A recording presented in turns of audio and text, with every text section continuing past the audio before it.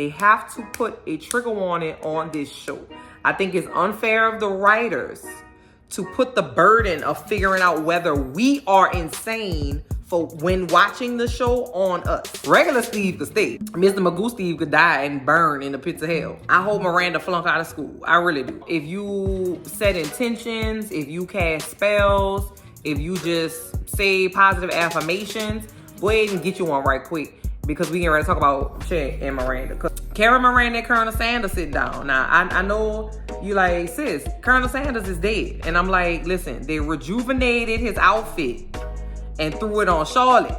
Automatically in my mind, I was like, sis, if you ever scream in my house like that and you're not dead, by the time I get back there, you about to get your issue. You gonna get in trouble screaming like that. I was like, who came in here? Did the Night Stalker come in and get you? I had just finished watching a Night Stalker documentary on Netflix. That thing was good. You're 733 years old though, right? Huh? So what you acting like a stupid child knocking on the... I'm sorry, my bad. Not you, it's her.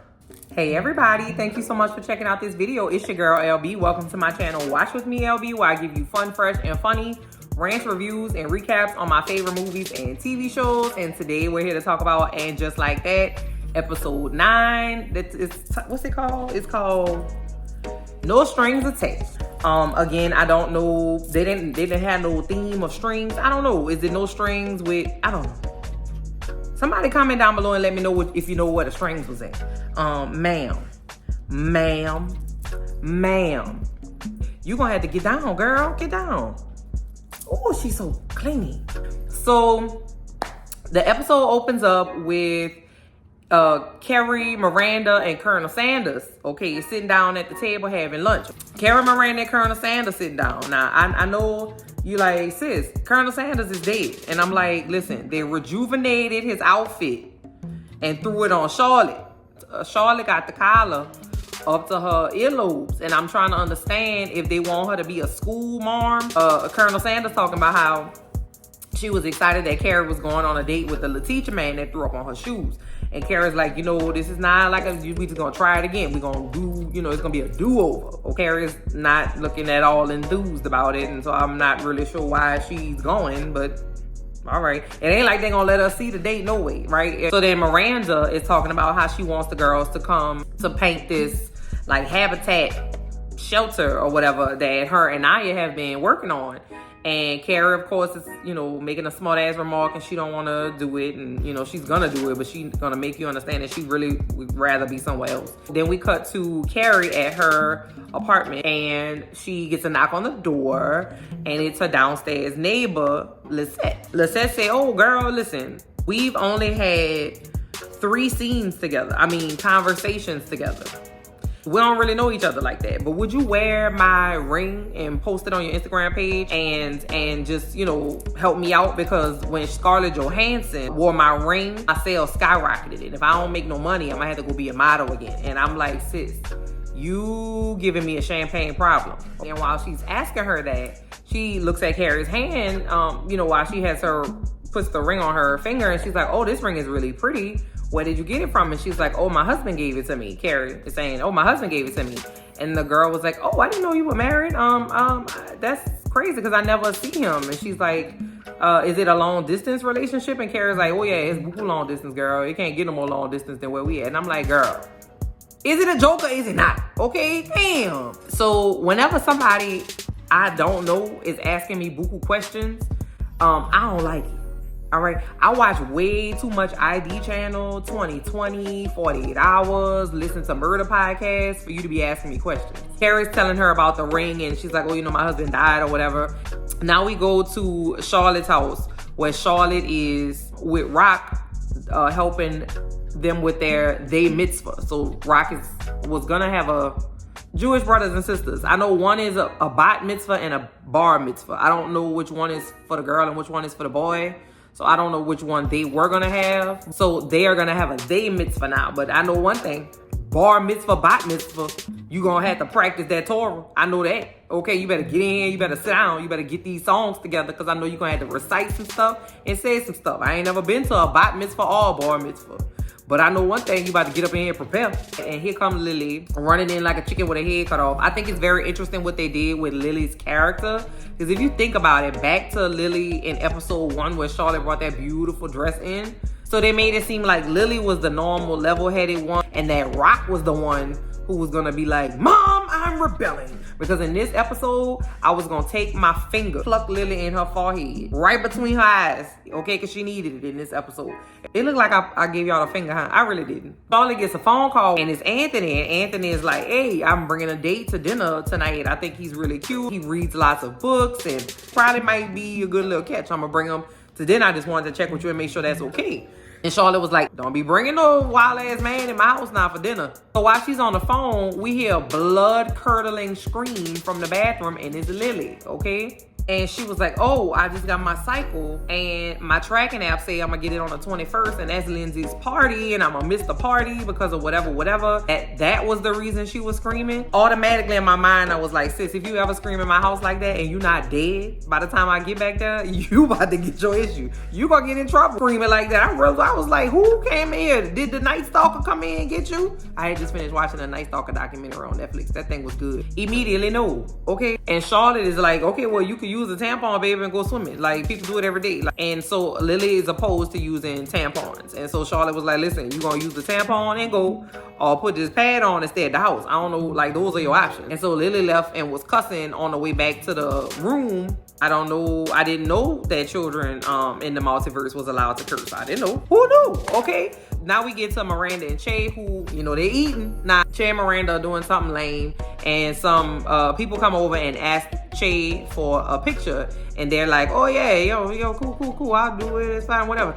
And Miranda's like, I'll take it. And the people are like, well, who are you? And Miranda was like, I'm just the girlfriend. And Che was looking at her like, bitch, you are? Che gave her the biggest side eye. And they took the picture, and the people were talking to Che, and they were like, oh, you slept with my friend Richard when you was in Costa Mesa that time. And oh yeah, you know what? You slept with my friend Janice when you were in Sacramento. And Che was like, oh yeah. And Miranda's like, you're non-binary private parts been all over the place, huh, Che? Okay, then. Then we cut to Carrie and Seema, who want to go to a club, okay? This scene made me think about in Knocked Up, when Leslie Mann and old girl from Grey's Anatomy tried to get into the club when the girl from Grey's Anatomy character was pregnant, and the dude, the bouncer, was like, oh, why y'all bring y'all old ass up here? Nah, you gonna make me look bad. I can't let no old bitches in the club. Had to find a clip. You old, she pregnant. Can't have a bunch of old pregnant bitches running around. That's crazy. But why that girl wanted to go to the club? She wanted to go dancing, but I'm like, all right, cool. You want to go to where all the children at? Why? They got clubs for older people, yeah. You go where you appreciate it, okay? Go to where the old people at, okay? Since you want to be old. Now you're not old and you want to go dancing, but you want to go dancing with all these 19-year-olds. You ain't gonna know none of the songs in there, okay? And first of all, Carrie had the high back bun. Again, the buns, the B-U-N-S. Carrie had on a blazer and some dangly earrings and a bun. When she wears her hair back like that, it puts 10 years on her face. And her face don't need no help. I'm not talking about her looks. I'm just saying, like, we let it go. You don't need as many products in there as you think. Jeez, Pete. Anyway, so they end up going to get like a little slice of cake at a restaurant that is completely empty. And they're having a conversation about, you know, something, child. I don't even really care. Do y'all care? Comment and let me know. Now we get to Charlotte. Charlotte is, you know, cooking dinner, and Anthony and his new friend are getting ready to come over, and Lily comes in and she's like, Mom, I'm ready to use a tampon. Okay, I'm not gonna miss this party. I'm ready to use the tamp. So, you know, Charlotte's like, give me 10 minutes. Let me go get the door. Anthony and them here. I'm coming. Charlotte opens the door. Anthony's there. They introduce themselves. And, you know, Charlotte's like, you got to excuse me for a second. Harry comes out. He not in the bathroom. She let him out for dinner. Good job. I'm proud of you, Harry. You made it out, bro. Harry comes out and Charlotte's like, Harry, can you make them some drinks and take the challah bread out the oven in 10 minutes? I got to get my hands on challah bread. I don't know. People that eat challah really be serious about challah. So I need somebody slide me a challah recipe. Is challah braided bread? I don't know what the hell I'm talking about. Anyway, so Charlotte's like, take the challah out the oven in 10 minutes. Harry's like, I got you. babe. I'm out the bathroom. Whatever you need from me to keep me out the bathroom, I'ma do it. And the guy who Anthony brought is like, is this a Jewish dinner? And Harry's like, yeah. And the dude was like, you know the Holocaust. I'm laughing.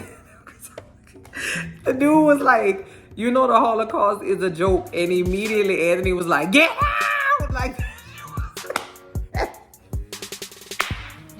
I was joked out. Thank you, Anthony, bro. I finally had a good chuckle. I'm telling you, not 1 second later did he say, get out, okay? It wasn't even his house to throw him out of. That boy said, get the hell out of somebody else's house. And I'm here for it, okay, baby?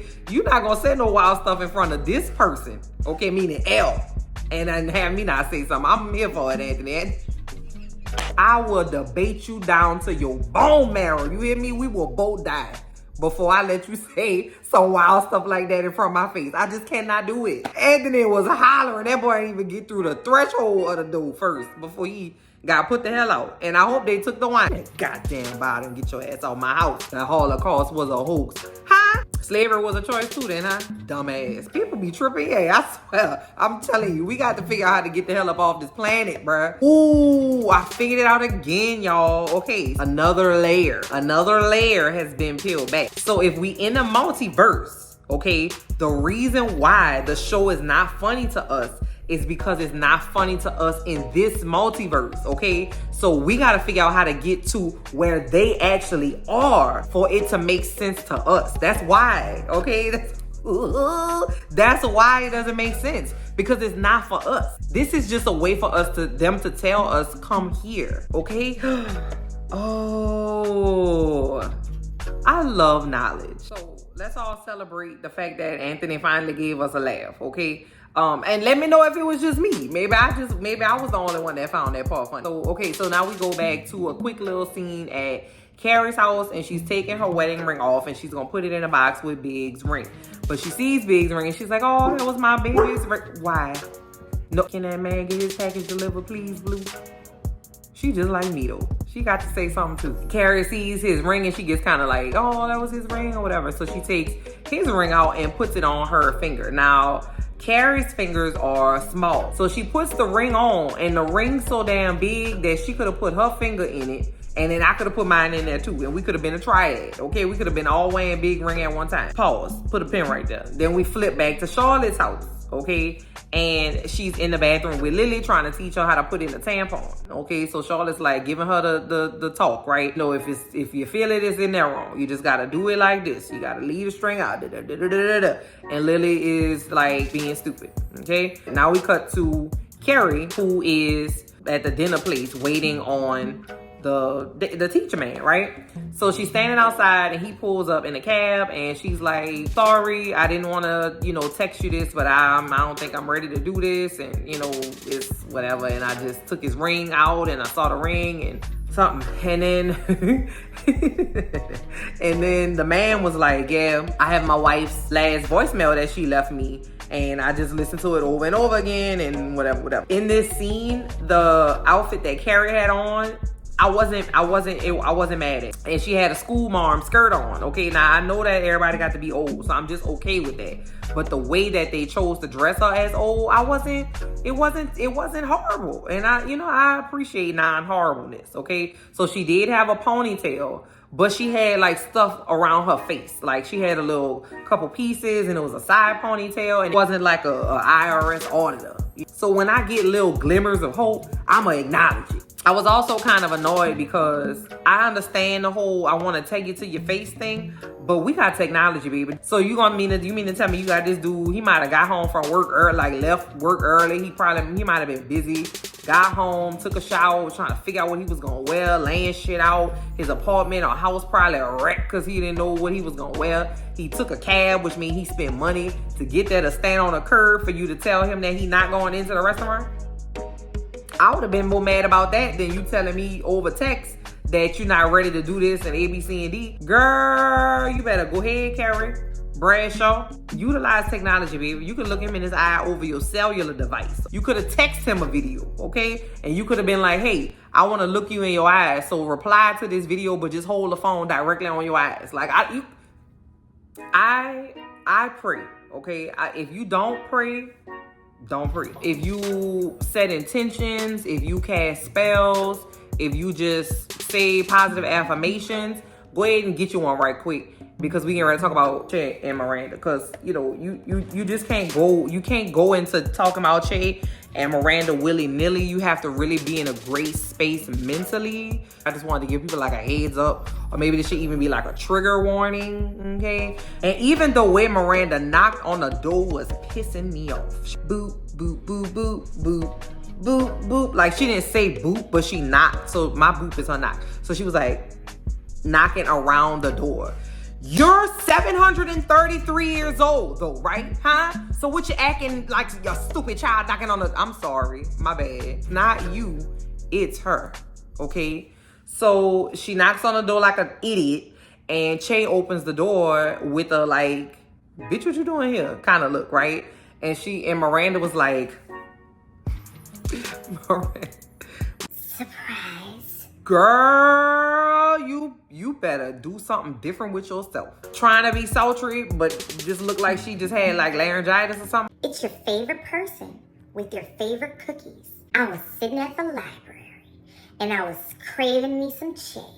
And Che was like, did we make a plan? Like, did I forget something? What the fuck you doing up on my doorstep? Miranda asked Che, is somebody there? And Che is like, yeah, somebody is here. Miranda goes, and Che is like, yeah, I'm here. I'm in the middle of writing. And then Miranda runs off. I gotta go.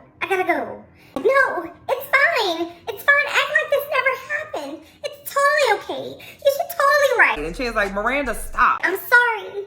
I shouldn't have come. Who am I, Meg Ryan? Don't play with Meg Ryan, baby, okay? Don't put Meg Ryan in this. Leave the good Meg Ryan up out of here. She ain't do nothing to deserve this.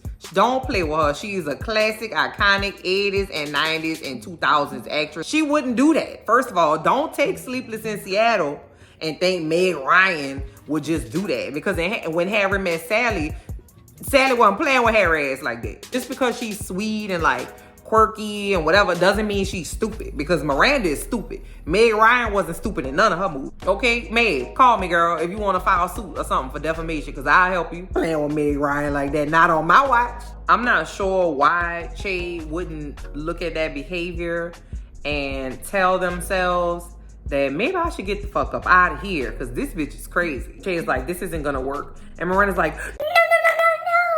Don't say that. Don't say that. What do you mean? This has to work, Che. It has to.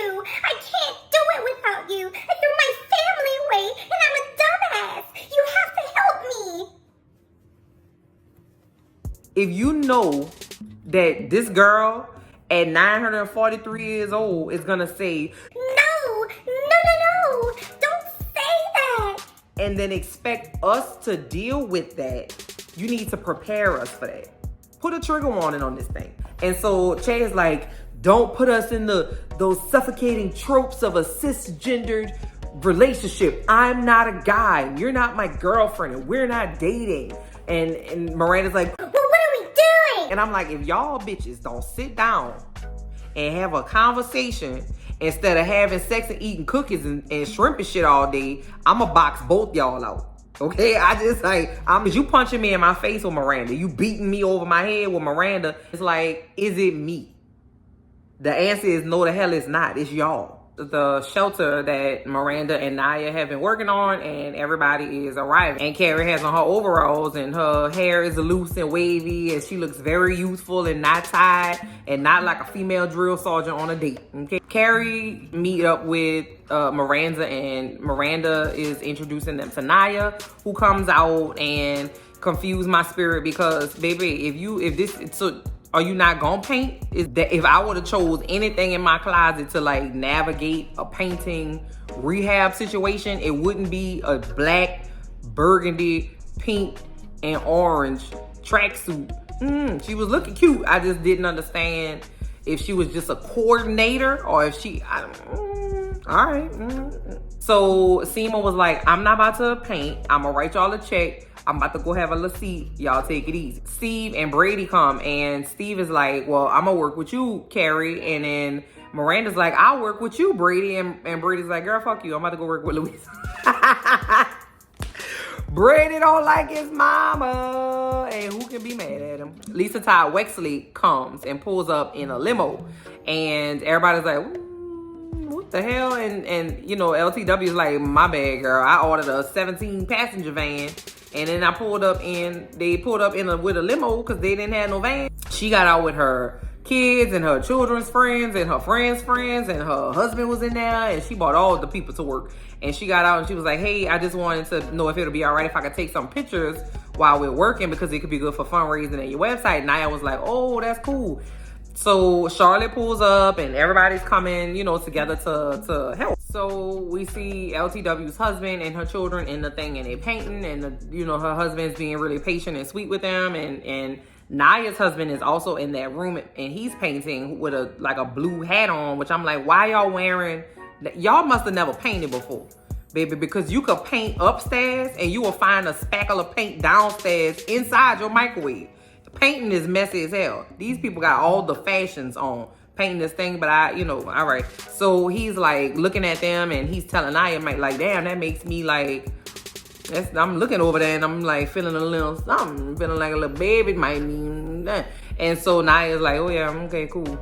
And, you know, they having like a discussion about, you know, whether they're gonna have like a baby. And Naya's annoyed that he is asking about it, and he's like, that's not what our life is. And she said something, I don't know, that just kind of dismissed his feelings, and he kind of walks off. And of course she confides in Miranda, who's always right there. She's a professor at Columbia, and she's in the human rights program or whatever, and I would venture to say that she probably has the verbiage to communicate with her husband, but she never does. She communicates with Miranda, and I don't like this black woman not being able to utilize what we see her utilizing with Miranda with her husband. It just don't ring true to me. I just don't see that being the case. Now we cut to Seema, who is sitting like down the block and she's smoking a cigarette on her phone, and this guy pulls up in like a convertible. He and Seema have like this little back and forth, and he owns the club that Carrie and Seema were trying to get into, but were told that they was too old. And he's a European guy, and he's like smoking cigarettes, which is kind of like right up Seema's alley, right? So then we cut back to the work site, and Miranda and Steve are painting in a room together. And of course, Steve asked Miranda for the tea. I mean, what's that girl named Carrie, for the tea. And he's like, did you know about Che and what's going on? And did they know this person for a long time? She can't like hold up the paintbrush, but she's like, ooh. But because Carrie's like so damn like a bird, like a little flighty, like I don't know, him walking up to her makes her uncomfortable for some reason, because she hadn't known Steve for 20 years. Now, I didn't notice Carrie had on 6-inch platform peep-toe sandals at a Habitat for the People event. You gonna go get your hair done and go immediately to a water park and go on a water slide and be confused why your hair wet at the bottom of the slide? Like, y'all just flabbergasted me, child. So she's in the bathroom and she's washing her shoe off. She's been wearing Big's ring that has been taped on her finger with a Band-Aid. With a Band-Aid, y'all. You know, it's nothing that I gotta say about that. Carrie put Big's ring on her finger, and she could have slid it past her damn finger like a bracelet and put it on her wrist. That's how big it was on her finger without the Band-Aid. Why she thought a Band-Aid would be an acceptable solution to wanting to wear his ring? They got ring spacers. It's a little plastic thing, and you put it on your finger and it closes and it latches. Hey, I don't know, and neither do you. She don't know either. They didn't know either. They just needed to have a reason to put the ring in the show and to have something happen to the ring. And you know the damn ring is platinum. You already know the ring is platinum off top. So she's in there washing her shoe off, and the ring goes down the drain. And of course she freaks out and she calls Steve in. And she's like, my thing went down the drain. Help me, you gotta help me. And she's sitting on the thing and she's so nervous. The same way she's reacting to her dead husband's wedding band going down the drain of the sink of the Habitat for the People house is the same way she reacted when she saw Natasha peeing on the toilet. And so Steve is like, relax, girl. All I need is a ring. She's like, I don't know how plumbing works. He take the little thing off. 3 seconds later, she got the ring, okay? After Carrie finished having her own panic attack in the bathroom about the rings that she's so stupidly tied on her finger with a band-aid, she goes back out and Steve brings her some lemonade. Now, y'all, comment down below and let me know if y'all picked up on this. I don't know if it was just me or what, but it seemed like this scene with Carrie and Steve, that was Steve.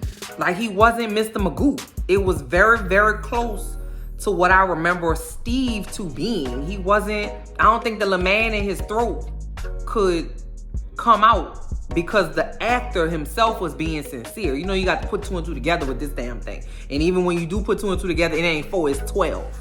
In this scene, you know, he brought Carrie some lemonade to see if she was calm or whatever. And, you know, Steve was like, you know, I get it. I'm never taking my ring off. And Carrie was like, what? You're not going to take it off? What about, don't you want to find you somebody and, you know, whatever? And Steve was like, I don't care what Miranda does. I'm never taking it off. It's till death do us part. And Carrie was like, you have to get you somebody, bro. You can't just be out here, whatever. And he was like, never coming off. And he literally said it normal. Or he wasn't all with his voice. He just was like, it's never coming off. Where's Debbie at? Okay, or any one of them ones that he was pulling back in the day. Welcome back, Steve. Regular Steve could stay. Mr. Magoo Steve could die and burn in the pits of hell. So she gets home. Carrie gets home. She's putting the ring back in the ring box where the hell it belonged in the first place. So she then texts Peter, the guy, the teacher guy, like, want to go on a date. And I would, if I was Peter, I'd be like, yes, let's go pick a place and wait on me. I'll be there. I would never go on no date with somebody that made me get dressed. Pay money to go stand up on a corner for you to tell me that you about to go. So the last scene of the episode, Seema and Carrie are walking up to the club that they, you know, wanted to get into and pass the line, honey. And they walking up to the front door where the guy who Seema was talking to at the Habitat for the People thing owns the club. And they get into the club and Carrie's like, and just like that, I was ready for a dance. And I'm like, go off, sis. That was the episode. Top moment of frustration was Miranda, per usual, hoping that she threw herself down those goddamn stairs. I hope Miranda flunk out of school. I really do. Comment down below and let me know what you thought of this episode. Comment down below and let me know why you think they keep making Carrie make her put her head into a drill sergeant. Let me know what y'all thought of the episode. So this episode gets 1 solid star. Okay, listen, we on our way up and just like that, okay? I think you got 1 more episode to annoy my nerves and to disturb my spirit. So I'll be on the lookout for that, y'all. So y'all let me know what y'all thought about the episode, and I will see y'all later. Bye. Boop, boop, boop, boop, boop, boop. That's how Miranda, that girl knocked on that door. Let me get off of here. All right, bye, y'all.